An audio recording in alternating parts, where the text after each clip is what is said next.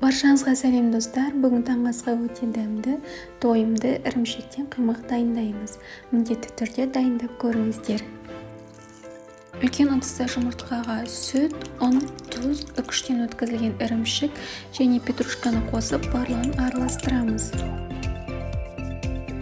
Консистенциясы қатты қою және қатты сұйық болмағаны жөн.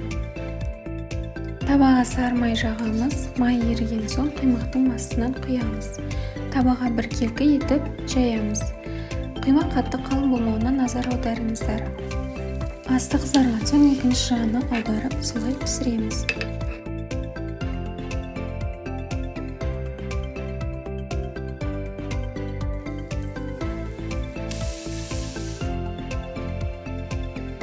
Осы рецептпен менде 5 қимақ шықты. Қимақты міндетті түрде қаймақпен жеңіздер, өте дәмді. Видео ұнаса лайк басып каналыма тіркелуді ұмытпаңыздар. Ас болсын.